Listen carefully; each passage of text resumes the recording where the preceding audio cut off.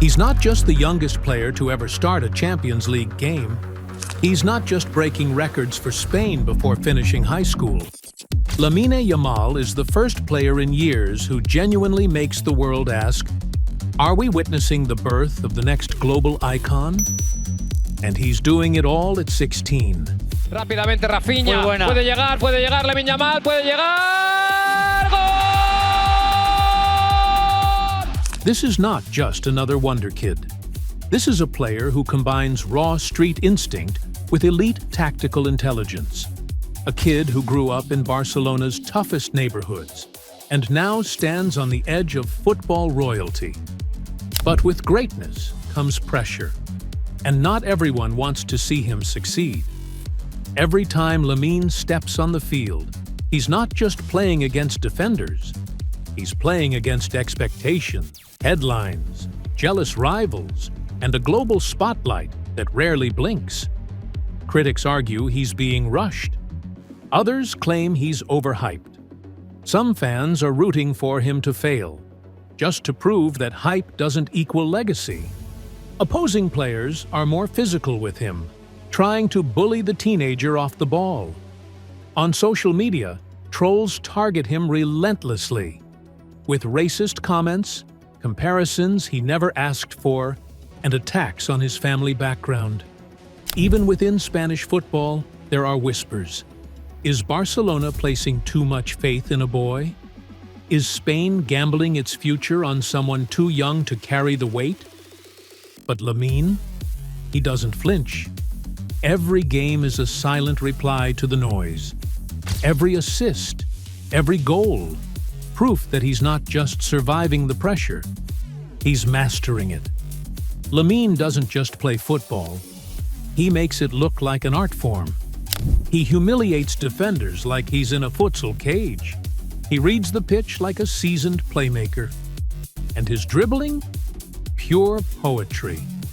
He's a left-footed wizard, slicing through defenses from the right wing like a hot knife through butter. Think Messi's composure, Neymar's flair, Robben's precision, all in one teenager. His close control under pressure is almost unfair. He doesn't just beat defenders, he embarrasses them. Whether it's nutmegs on international veterans or tight turns in crowded boxes, Lamine creates space where none exists. He's also tactically ahead of his age. Coaches say he absorbs complex positioning and movement patterns as if he's been playing professionally for a decade. He understands when to slow the game, when to accelerate, when to draw defenders out. What's more, he's multidimensional, capable of delivering crosses, scoring from distance, linking up with midfield, and tracking back defensively when needed. But what's truly shocking is how fast he learns. Tactical roles, high-pressure games, physical challenges, all absorbed and executed with eerie maturity. He's not just exciting, he's efficient. And he's doing it all with the smile and hunger of a kid who simply loves the game. What most fans don't know, Lamine has already survived more controversy than most players twice his age. He was eligible to play for Morocco, Equatorial Guinea, or Spain. And when he chose Spain, he faced backlash from parts of the African community who felt rejected. The pressure to represent your roots was immense. He's also dealt with racist abuse online, trolls attacking a teenager just because he shines too brightly, too early. But Lamine? He hasn't responded with words. He's responded with goals. Yamal's family had no privilege, no elite connections. His father drove delivery trucks. His mother worked long hours in cleaning jobs. Money was tight. There were no private coaches, no shiny academies, just concrete, hunger, and a ball. Lamine learned the game in tight alleyways and schoolyard cages, where technique mattered more than tactics. It wasn't pretty, but it made him fearless. When he joined La Masia at age 7, he was far from polished. He didn't have the stamina. He didn't always follow structure. But what he had was raw, unstoppable talent. The kind that made coaches pause and stare. Even at La Masia, the road wasn't easy. Other kids had the pedigree, the calm, the backing. Lamine had to earn respect every single session. He wasn't always the captain. He wasn't always the starter. But he kept showing up. And then something clicked. His discipline caught up with his brilliance. His physique began to match his mind. And suddenly, he wasn't just another promising kid. He was the one everyone was watching. Now, he's not just on Barcelona's radar. He is the radar.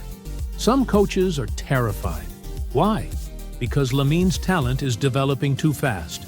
The physical strain, the media pressure, the branding, the constant comparisons to Messi.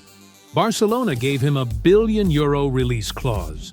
Not because they think he's worth that much yet, but because they know he could be. But here's the scary truth. He's still growing. Literally. His body is still maturing. His limits? Unknown. And that's the most exciting and dangerous part. Despite his grounded public persona, Lamine is beginning to enjoy the rewards of his early success. Already a millionaire at 16, he's represented by one of Europe's top agencies, has a lucrative Barcelona contract, and endorsement deals lining up from major global brands. He's been seen arriving in chauffeur-driven vehicles, vacationing in elite Mediterranean resorts, and even gifted himself a designer watch collection that would make most seasoned pros jealous. But even with access to private lounges and high fashion, Lamine remains humble. A young man in luxury sneakers, still driven by something deeper than fame.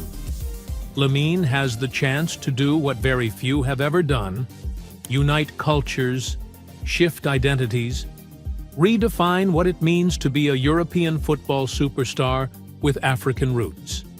He could become Spain's face and Africa's pride at the same time. He's already inspired kids across 3 continents. He doesn't just belong to Barcelona. He belongs to something bigger. In Spain, he represents a modern, multicultural identity. A young man of African descent, rising through the country's most iconic club. In Morocco and Equatorial Guinea, he's the child who could have played for them, but instead made it to the top of European football, carrying their hopes with him. He's already been featured in national campaigns, spotlighted by brands, and followed by millions, not because he's chasing fame, but because people see a mirror in him. And through it all, he remains quiet, humble, disciplined. While others talk, he trains. While others brand themselves, he lets his feet do the talking. He's more than a footballer. He's a symbol of possibility. There are only 2 paths from here. Either Lamine becomes the most overhyped talent of the decade, or he becomes the defining footballer of the 2030s. No middle ground. That's how rare he is. And if he keeps going, we could be looking at the youngest ever Ballon d'Or winner, a Champions League hero, a global phenomenon. But behind all the trophies and stats, there's still a boy with a dream. A kid who might lie awake at night, wondering what it would feel like to lift the World Cup. Who probably still gets butterflies when walking into Camp Nou, no matter how many times he's done it. He may dream of one day hearing the world chant his name, not just in Spain, but in Morocco, in Guinea, in stadiums he hasn't even played in yet. He might see football not just as a career, but as a way to lift his family, to inspire the kids from his neighborhood, to prove that greatness can come from anywhere. How does someone that young carry all that? Maybe he doesn't think about it. Maybe he just laces up his boots every day, smiles, and lets his left foot speak for itself. That's the mystery. And that's the magic. Lamine Yamal isn't just chasing greatness. He's creating it. So the question isn't, Can he make it? The question is, can football keep up with him?